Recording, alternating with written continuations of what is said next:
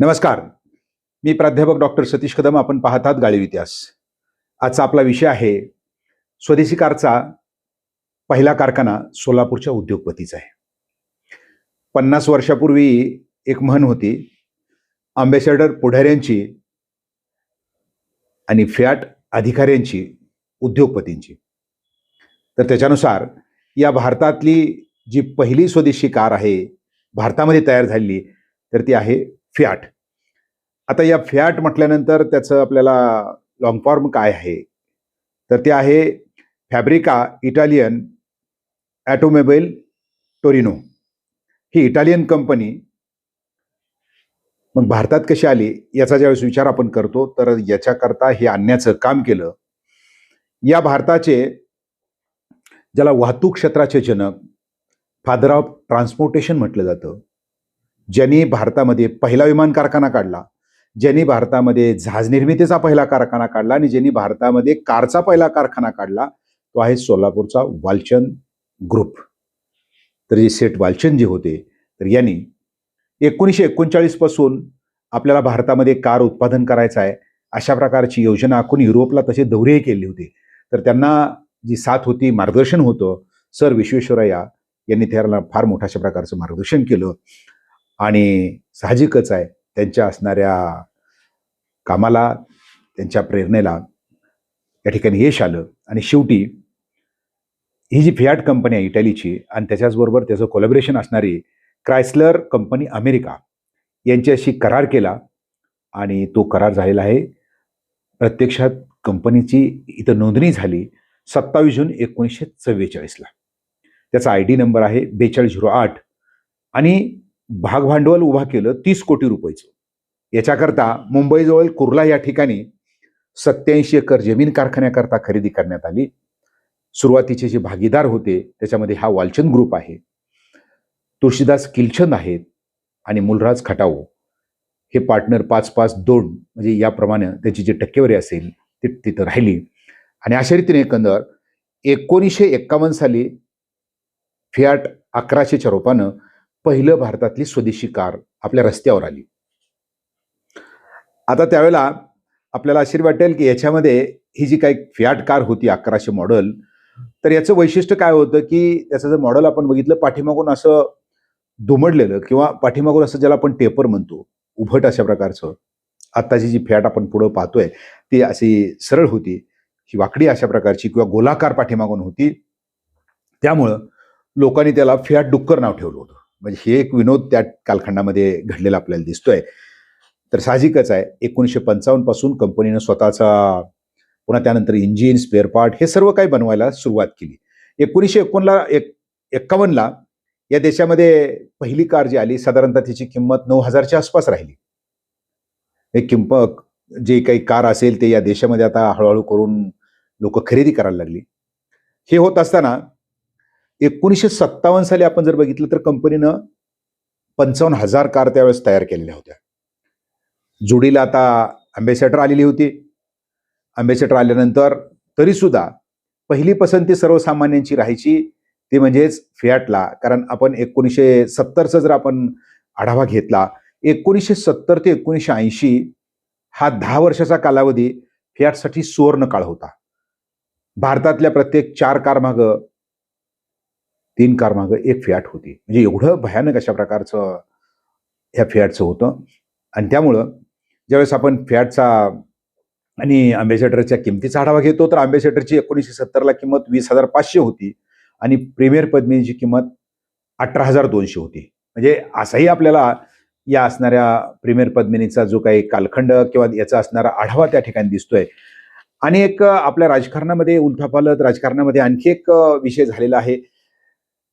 पंडित जवाहरलाल नेहरू नंतर लाल बहादूर शास्त्री इथले पंतप्रधान झाले 1964ला. आणि त्यांच्या सादगीमध्ये, त्यांच्या असणाऱ्या याच्यामध्ये एक नेहमी उल्लेख येतो की त्यांनी कार खरेदी करताना त्यांच्याकडे पैसे नव्हते आणि कर्ज काढलं. तर तशा रीतीनं लाल बहादूर शास्त्री यांनी कर्ज काढून 1964 साली 12,000 रुपयाला ही फियाट विकत घेतली होती. म्हणजेच ही जी काही फियाट होती एवढ्या मोठ्या लोकांपर्यंत त्या ठिकाणी पोहोचलेली आपल्याला आढळून येते. त्यानंतर धर्मेंद्र असेल, आमिर खान असेल, जेवढे तुम्ही उद्योगपती घ्याल तर प्रत्येक ठिकाणी या फियाटचा बोलबाला होता. त्यानंतर आपण बघितलं मंत्री वगैरे असतील तर त्यांच्यासाठी अँबॅसेडर त्या ठिकाणी राहिली आणि कलेक्टर असतील किंवा इतर जे जिल्ह्याचे अधिकारी ज्यांना त्यावेळेस कार होती तर त्यांना फियाट दिली जायची. हा वेगळा म्हणून मी सुरुवात तिथे केली होती. तर त्यानंतर या फियाटचे जे काही गाजलेले मॉडेल आपण जर बघितले तर ते गाजलेले मॉडेल काय झालं, 1974 साली या कंपनीचा करार जो फियाटचा संपला.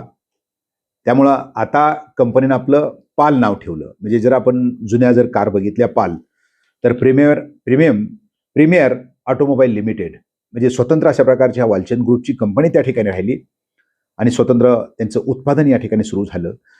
या प्रीमियरमध्ये सर्वात महत्वाचा जर मुद्दा आपण बघितला 1974लाच तर तो कुठला होता, प्रीमियर पद्मिनी गाडी आली बाजारामध्ये. मी मगाशी सांगितलं 1974ला फियाटचा इटालीचा करार झाल्यानंतर इथं पहिल्यांदा आणखी एक आश्चर्य घडलं होतं किंवा एक किस्सा घडला होता. 1974ला फियाटनं प्रीमियर प्रेसिडेंट नावाची बाजारात गाडी आणली होती. प्रीमियर प्रेसिडेंट म्हणजे बघा, अँबॅसेडर म्हणजे राजदूत आहे आणि प्रेसिडेंट म्हणजे राष्ट्राध्यक्ष आहे. मात्र सरकारने याच्यावर ऑब्जेक्शन घेतलं, थोडीशी नाराजी व्यक्त केली आणि म्हणून प्रीमियर प्रेसिडेंट हे काही दिवस गाड्या बाजारात आल्या, मात्र ते मॉडेल बंद करण्यात आलं आणि त्याच्यानंतर कंपनीनं त्याच वर्षी पद्मिनी काढली, प्रीमियर पद्मिनी. मग त्याच्यामध्ये 137D वगैरे असे मॉडेल निघाले. तर या प्रीमियर पद्मिनी, मग पद्मिनी नेमकं कुणाची आहे, तर प्रीमियर पद्मिनी म्हणजेच काय किंवा पद्मिनी म्हणजेच काय, तर चित्तोडची राणी पद्मिनी जे सौंदर्यावर आपण बघितलेलं आहे की मोगलांनी कशा प्रकारचं आक्रमण केलं वगैरे वगैरे. आणि दुसरा घेतला अर्थ म्हणजे जी धाडशी आहे, शूर आहे, कुठल्याही याला जी काय पद्मिनी असेल चित्तोडगडच्या ती कशा सामोऱ्या गेल्या हे त्याच्यातून दाखवायचं. आणि दुसरं पद्मिनीचा अर्थ होतो लक्ष्मी, कमळावर बसलेली लक्ष्मी. आणि म्हणून प्रीमियर पद्मिनी खऱ्या अर्थानं वालचंद ग्रुपला लक्ष्मी म्हणूनच पुढे आली. तर ही प्रीमियर पद्मिनी खूप अशा प्रकारची गाडी चालली.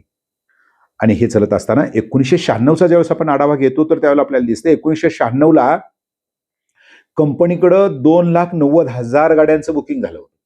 शक्यच नाही, महिन्याला 4,000 5,000 गाड्या ते देऊ शकतात. वर्षाच्या फार झालं तर 50,000 गाड्या फार झाल्या, कारण परदेशातली मागणी होती. कंपनीने एकंदर आपल्या 22 वर्षाच्या कारकिर्दीमध्ये जवळपास 8 ते 10 लाख गाड्या परदेशालाही पाठवल्या, निर्यात केल्या होत्या. म्हणजे विचार करू शकता आपण की त्या कालखंडामध्ये आपली निर्यात किती वाढलेली होती. प्रीमियरनं या असणाऱ्या वालचंदनी या देशाच्या निर्यातीला किती मोठा हातभार लावला हेही आपल्याला त्या ठिकाणी दिसतंय. पुन्हा 1997 साली आपण बघितलं की हा जो कुर्ल्याचा कारखाना जो असेल पुण्यातल्या रांजणगाव या ठिकाणी इथं स्थलांतरित झाला. टाटा आणि त्यांचं दोघांचं त्या ठिकाणी भागीदारीमध्ये पुन्हा हा कारखाना सुरू झाला. त्यामुळं अनेक अशा प्रकारचे मॉडेल्स जे असतील बाजारामध्ये त्या ठिकाणी आलेले आपल्याला दिसत आहेत. पिंटो असेल किंवा त्यानंतर 118 बाजारामध्ये त्या ठिकाणी आली. 118NE त्याला सुद्धा पुढारीने म्हणजे ज्यांना अँबॅसेडर नको आहे त्यांनी 118ला फार पसंत दिली होती. म्हणून बऱ्याच पुढाऱ्याकडे आपल्याला राजकारण्याकडे असेल किंवा ज्याला आपण स्टँडर्ड ज्याला आपण म्हणता येईल 118 फियाटची 118 खूप चालली गाडी. जरा पसरट गाडी होती, बसायला आहे स्पेस. पुंटो त्यानंतर आली असेल, लिनी आली असेल, युनो आली असेल, अशा अनेक मॉडेल त्या ठिकाणी बाजारात येत राहिले. मात्र ही गाडी जी असेल ही गाडी अजरामर कधी झाली, ज्यावेळेला गमन चित्रपटामध्ये सुरेश वाडकरनी सिनेमे जलन नावाचं जे गाणं म्हटलेलं आहे तर ते गाणं आपण जर पाहिलं असेल तर पूर्ण फियाटवर आहे. पेट्रोल भरण्यापासून ते गाणं जे आहे या असणाऱ्या फियाटमध्येच म्हटलेलं आपल्याला दिसतंय. अलीकडच्या कालखंडामध्ये नाना पाटेकरचा आपण पिक्चर बघितला असेल, टॅक्सी नंबर 9211 हा पूर्णपणे फियाटच आहे त्याच्यावर. या मुंबईमध्ये तर फियाट घेण्याकरता मी मगाशी सांगितलंय की सरकारचं अनुदान होतं आणि त्यामुळं या मुंबईमध्ये 60 ते 70 हजार गाड्या, सर्व गाड्या आपल्याला फियाट दिसतात. कुठल्या काळी पिवळी हा जो शब्द असेल हा फियाटनं आणला. म्हणून 2 मुद्दे आपल्याला माहीत असले पाहिजेत की मुंबईतल्या सर्व म्हणजे मॅक्झिमम जास्तीत जास्त गाड्या टॅक्सी ज्या होत्या, हजारो गाड्या ज्या होत्या त्या फियाट होत्या. आणि कलकत्त्यात तर तुम्ही केला तर सर्व टॅक्सीज काळ्या पिवळ्या त्या अँबॅसेडर होत्या, कारण का त्याचा कारखाना तिथं होता. हे एक वेगळेपण आहे. तर अशा रीतीनं म्हणजे सरकारनं अनुदान दिलं आणि पुन्हा आपण बघितलं असेल की 15 वर्षाच्या पुढच्या गाड्या काढायला सुरुवात केल्यामुळं हळूहळू करून ह्या गाड्या आता बाजूला चालल्या. तर ही किमया करून दाखवलेली आहे सोलापूरच्या लालचंद हिराचंद दोशी या माणसानं, स्वातंत्र्य सैनिक ज्यांना पद्मश्री मिळालेले आहे, वालचंद नगर असेल, रावळगावचा कारखाना उभा केला, विमान कारखान्यामध्ये त्यांची मदत आहे, जहाज कारखान्यामध्ये त्यांची मदत आहे, हिंदुस्तान कन्स्ट्रक्शन ज्यांच्या माध्यमातून अनेक अशा प्रकारचे बोगदे अनेक उद्योग त्यांनी उभा केले. तर हेच लालचंद सेठ जे होते, तर यांनी ही जी काही आपली जी कार असेल फियाट या बाजारामध्ये आणली. भारताला त्यांनी एक नवीन स्वप्न दाखवलं, सर्वांच्या गरजा पूर्ण केल्या आणि त्यांचे चिरंजीव पुन्हा विनोद चकोर आणि शशांक आहेत आणि मुलगी त्यांना शरुई झाली. लालचंद शेठचं आणखी एक वेगळं आपल्याला इथं पाहिजे होतं की लालचंद शेठच्या जी कन्या होत्या शरुई, तर शरुईचे जावाई म्हणजेच विनोद खन्ना, त्यांची गीता नावाची मुलगी होती, तर त्यांच्यावर विनोद खन्ना सिने अभिनेते यांनी लग्न केलं होतं. म्हणजेच या फियाट ग्रुपशी विनोद खन्ना यांचं सुद्धा नातं आहे, ते त्यांचे नात जावई आहेत लालचंद शेठचे, हेही महत्त्वाचं होतं. तर अशा रीतीनं फियाटचं भाग्य अशा प्रकारचं आहे.